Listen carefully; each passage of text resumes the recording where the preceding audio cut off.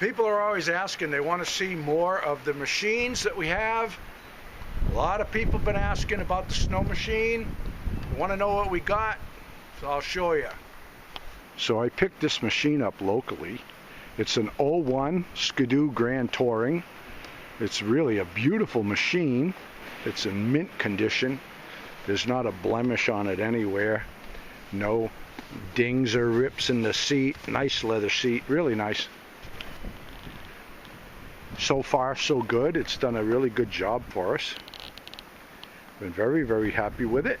It's got a really big seat and a little bit of a cargo area on the back here.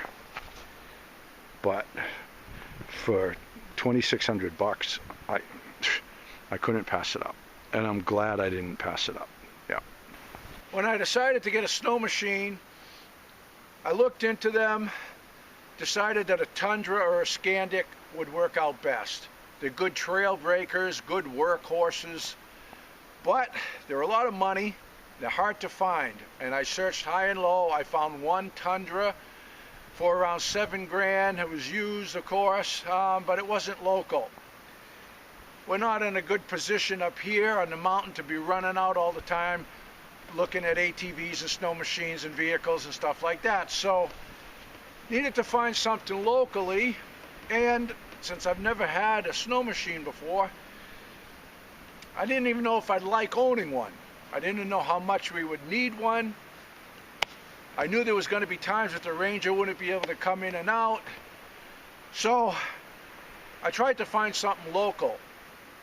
I found this machine locally. Luckily, it was a good deal. It was owned by a rich guy that had a garage full of toys. He lived on one of the real big lakes in the tourist section of New Hampshire. And the machines were mostly run by the caretaker who serviced them and rode them up and down the lake. It had 697 miles on it, okay? Beautiful machine. I think I paid $2,600 for it. I figured that's going to be a good place to start anyway. That way I can get my feet wet, so to speak, see how I like it, and then upgrade from there. So far, it's done everything we needed to do. I've been very, very happy with it. Later on, when I get the Tundra or the Scandic, I'll keep this as an extra sled. Yeah, so far, so good with this. Been very pleased with it. Let's take a look at the Ranger. Yep, so here it's a 2017 Polaris Ranger 900 XP. Just got the chains on the other day. Very big improvement. Full hard cab. Then on the front here, I had a lot of issues with my other Ranger. It had a poly windshield and it was all scratched and you couldn't see through it when the sun was hitting it. So I spent the extra money and I got the tempered glass, and this is a tip out windshield. It's got the windshield wiper. Yeah, very nice. Here on the front, got a winch. Yeah, very pleased with the machine so far. So this has been quite an upgrade from my other machine, the other Ranger I have. But I got to tell you, the other Ranger I have is an 08 and this is a 2017, and there's a big difference in quality of how the machine was put together. This is just cheaper materials. Everything just feels a lot cheaper than that 08. That 08's a good machine and I'm going to keep it. But for coming up here and using this as transportation and not just a toy to go trail riding, we needed to make it comfortable. So I invested in the hard cab, and this has got heater and defroster and windshield wiper and all kinds of cool stuff. And another thing I want to show you.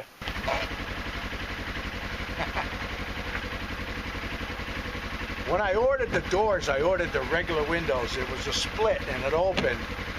And I don't know what happened with the order, but they ended up getting the ones with the electric windows, and they were quite a bit more money. I really didn't want electric windows, but it came in that way and I decided to take a chance with it. They do get frozen and they don't want to open when it's all iced up, which I knew, but It is nicer than the split because I can put my hand right out the window and I can look out a lot easier if I'm backing up. So there's pros and cons to it. So are we gonna go riding or what, Dad? Yeah, the windshield tips way out too, which is pretty cool. I can also drive like that, let some air in the summer. Pretty cool rig.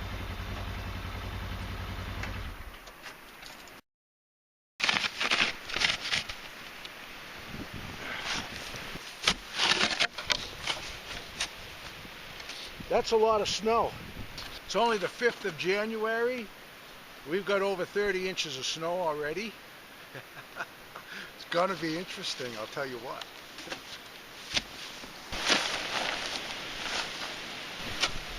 I lived with my firewood under a tarp most of my adult life. But after having multiple woodsheds at the homestead in New York, I'd said I was never gonna have firewood under a tarp ever again. But we bit off so much that we had to chew on this year, trying to move here, get the camp ready. I mean, we didn't even get the kitchen queen hooked up till just a day or two before Thanksgiving. We needed that stove. So I didn't get everything done. I got a lot of things taken care of, but not everything. I needed shelter for the machines, didn't get that done, and that's already causing us a problem. And I knew it was going to be a hassle dealing with the tarps. It is what it is. You got to maintain the proper mindset and just keep setting your mind straight and go, look, there's struggles no matter where I live. Maybe my firewood is in a nice woodshed and my machines are in a heated building. But then there's other struggles. There's always struggles. So when you're out here and you're reaching these obstacles and hassles, like digging out the tarp, I gotta just keep putting my mind right and just go, look, no matter what, there's always struggles. Even when I lived in the city and I had everything easy, I turned a thermostat. I had to go to work and deal with the boss and the traffic and the slippery roads and all of that, and I don't have it now. So just got to keep trading off in my mind and staying positive. Sometimes it's hard to do, but so far so good, you know. Had a lot of shoveling to do, man. Whew.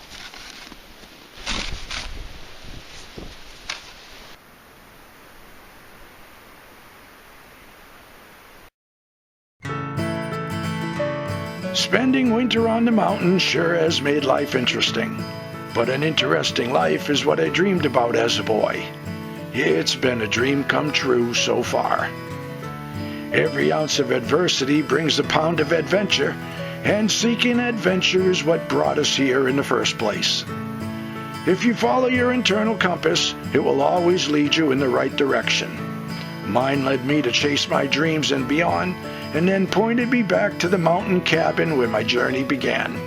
I've gone full circle, and now I've come home.